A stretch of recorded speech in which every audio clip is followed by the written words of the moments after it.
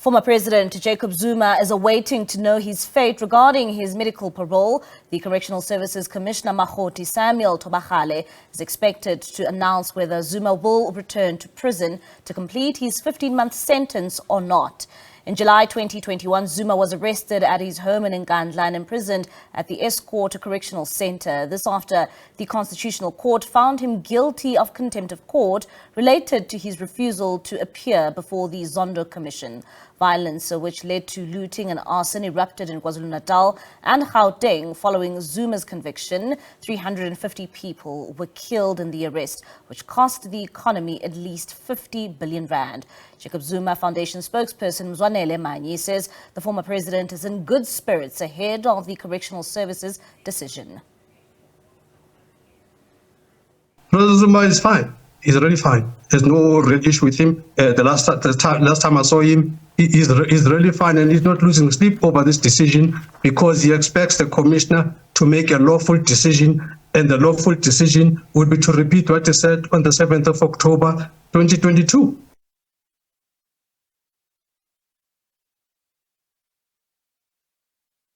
All right, and to unpack the legal implications of this decision, we are now joined by legal analyst Benedict Phiri, and he joins us via our video link. Benedict, thank you so much for joining us here on the late edition. Of course, we are all awaiting that decision by the commissioner there. We have been waiting all day, I must say. What can you say are your expectations from that decision?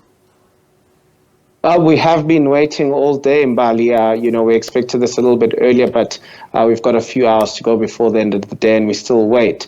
I think the decision should really be straightforward because, on my reading of the Supreme Court of Appeal judgment, Mr. Zuma should first go back to Estcourt Correctional Centre, and then from there, maybe he can make an application for his early release, or the commissioner could consider if he's empowered to release him from there. But I think the very first thing that should be done is that Mr. Zuma should go back to Estcourt Correctional Facility. Obviously, this process of these submissions that were made by interested parties, we don't know what were in those submissions, and we don't know exactly what is before the commissioner and what he's considering that may alter what I think the position should be. But certainly I would expect that at the very least, Mr. Zuma goes back to Estcourt Correctional Facility, even if it's for a brief period from when an application can be made for his early release.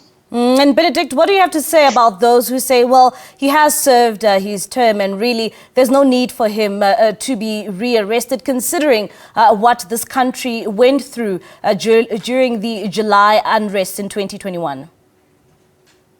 Yeah, I have to say that the Supreme Court of Appeal judgment is quite clear that Mr. Zuma has not completed his imprisonment term as far as the law is concerned. And I think the Supreme Court of Appeal did not mince its words around that particular perspective to say that in law, Mr. Zuma hasn't completed his sentence and he must go back. I think that's the easy answer.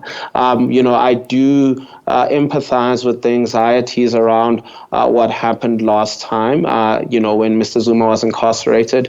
But I also take comfort from what we've heard from the president and as well as the police earlier today that everybody is ready should there be an eventuality where the police or any other of the security cluster needs to step in. I think those two things together, that's what I would say to somebody who'd say he shouldn't go back. Benedict, what makes this decision complicated? I know for you it's simple. You're saying that the former president must go back to the Estcourt prison and plead his case.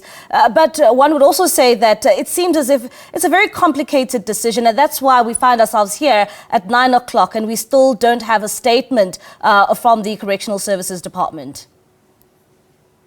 Yeah, I think the only thing that complicates it is that the commissioner has probably embarked on a process that, in my view, he shouldn't have embarked on in the first place. I don't think there's any way in that Supreme Court of Appeal judgment where the commissioner, should have taken into account the kind of submissions he's taking into account, or I don't know what the provisions of the Correctional Services Act is relying on for this particular process. Be that as it may, I think it does serve a good, result in the sense that, the parties probably have found time to find each other in the process around an orderly way for this to be approached whichever way it goes, and probably diffuse some tempers around that particular process. And I think it's probably clear that the security cluster has also had the ability to get itself ready. So I think the time for these submissions will probably be good, but from a legal perspective, there really shouldn't have been a complication around this particular matter. And I think what is complicated is the process, which I think if you find that Mr. Zuma doesn't get incarcerated, will probably be subject to attack by those who may want to take the decision of the commissioner, to be tested by the courts. Perhaps can President Cyril Ramaphosa intervene in this regard? What does this say, or what does the law rather say about, a possibility here of the president actually intervening? Yeah, the president does have the power to pardon Mr. Zuma or any other prisoner, and that is a power that he has in an unfettered way.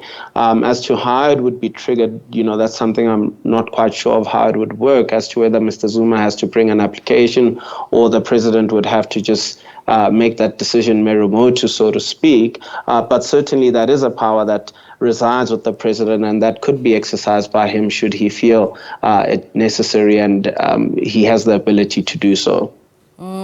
Should the commissioner then say, Benedict, that they've taken a decision that former President Jacob Zuma does not need to go back to prison? What does a decision like that look like in this country? And you've already mentioned that there can be some sort of uproar, from, various parties.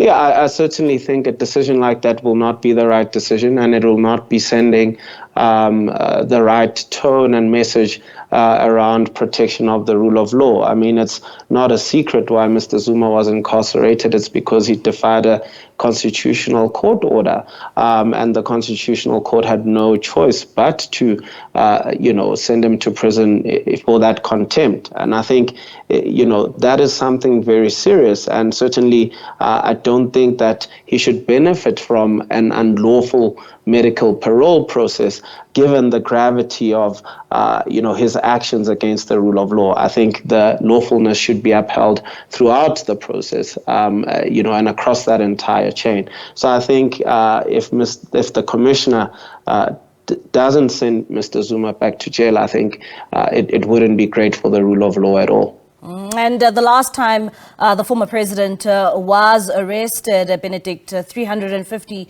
people died during the July unrest, and at the same time costing the economy 50 billion rand.